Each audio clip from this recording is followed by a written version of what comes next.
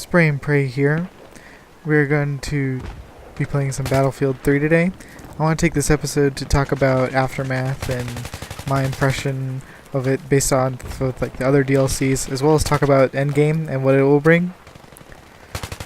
Now, as you see right now, I'm not playing on the Aftermath map, but I just wanted to get enough of this footage to make it last the whole time I was talking, so I had to put in some extra stuff from other games, and I just wanted to give you guys more of a variety, seeing me play some other classes, because I know the other videos, they're all me just playing Assault, so here's some other things. As you can see, I'm a jack of all trades. I like to use all the classes. Now, in Aftermath, I feel like they had a really good map design. All the new maps were great, I think. They looked great. There's cool debris everywhere that you could hide behind. It was a new way to play, because all the little places people would pop up out of and get you, or you could hide in and get them back. The only real problem I thought that there was with the maps was just that some of the game modes really suck on the maps. Rush with 64 people on these maps is terrible, because you're going to get spawn trapped, and that's not fun for the entire game, and you really can't blame the other team, because the only other option really is, when you're on offense, is to spawn trap them, because there's no way that you can hold them back by holding down just the objective. You legitimately have to force them back to their spawn, or else there's no way you're going to be able to keep yourself on the objective with just the amount of numbers that they could throw at you at one time.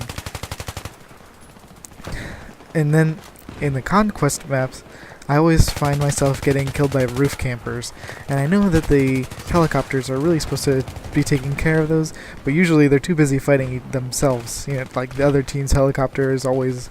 Oh, and you see I humped that guy. Yeah, he was making me mad. But the helicopters, they're usually busy fighting each other most of the time, and I think that, and even with 64 players, they're getting shot down constantly. And I've been in a chopper before and gotten onto a roof, and as you'll see at the end of this video, where there's just 6 people just running around on the roof, and I barely am able to snag one before they start shooting at me. And then their other chopper comes from behind me and shoots me down. I think it's a big problem, the roof camping, just because there's so many of them, so many roofs, and they're really in good positions, unlike some of the other maps where the roofs were kind of out of the way, and it was really difficult because you had to shoot from really long distances, and you really had to go for headshots with most of the sniper rifles from that distance. And you were probably using bipod too, so it limited the amount of shots that could be fired at you in quick succession. It was just, I think these maps, the buildings could have been placed better. Now, I want to talk about Scavenger. Scavenger is one of my favorite game modes now. I really like Scavenger. It teaches me how to use forces me to use all the guns that I've never really wanted to try before or had a chance to try before.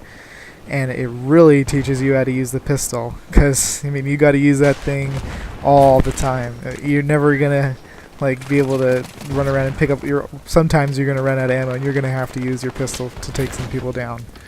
And I found that it's better to use one of the high damage pistols like the Magnum or the Rex, as opposed to some of the lower damage pistols like the M9 and the 1911. Even though they have a bigger magazine capacity, it's just the chances of you coming across a group of people is greater in Scavenger, so you want to be able to shoot them down with the high damage and maybe get 1 or 2 before you die, because there's no way you're going to kill them all, so it doesn't really matter how many bullets you have. And I feel like that the maps that they made are perfect for the Scavenger game mode and reflect definitely the resourcefulness you need to have, and all just what the game mode of Scavenger is reflected in the maps perfectly.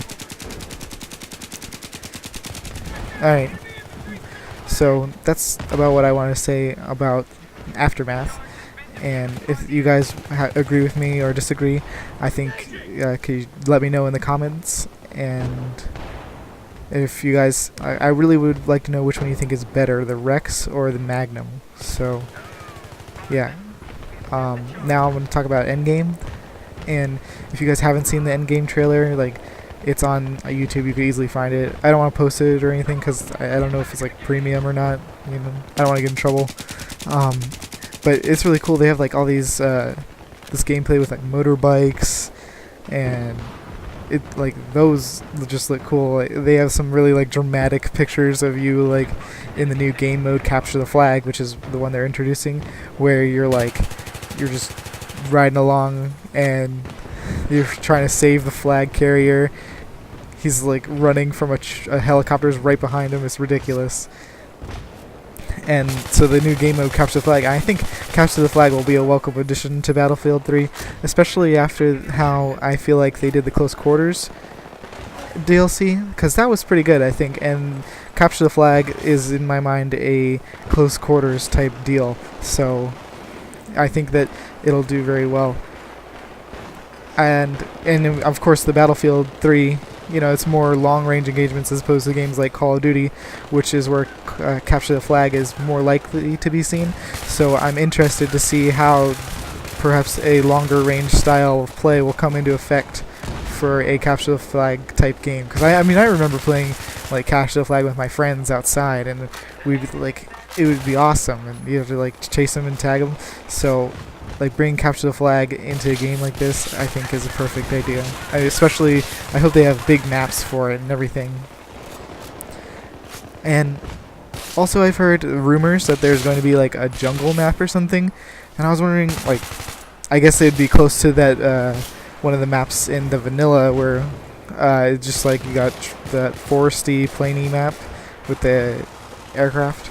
So I guess it's gonna be like that. And I never really liked that map. I felt like it was too big, and like, namely, I play infantry, so it never really worked out that well for me playing on infantry. I feel like it's more of a vehicle-friendly map, and I feel like that a jungle map would be also reflective of a vehicle map. Okay, now here's the first gameplay video of actually playing Aftermath. Sorry it took so long. I just didn't have enough footage from Aftermath, but I really did take some time out to try it, and so I could give you my honest opinion and full opinion. So I hope you enjoy now that it's on. It's kind of funny because we're already done talking about Aftermath, but whatever. I'll just continue talking about Endgame.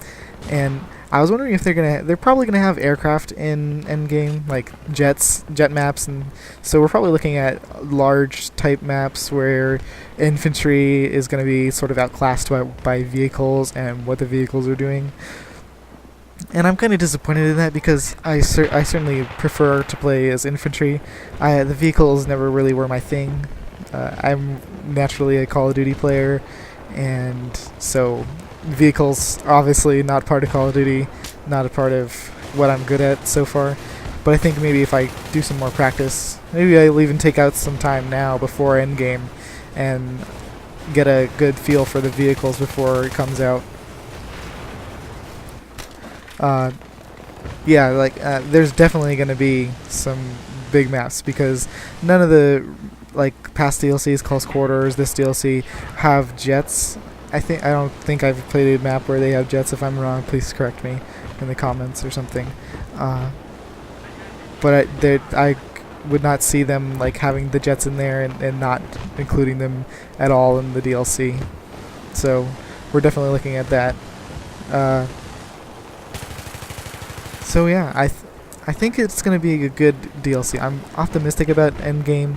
I think that DICE is a good developer, and I've been happy with their product so far. I'm happy that I bought Premium.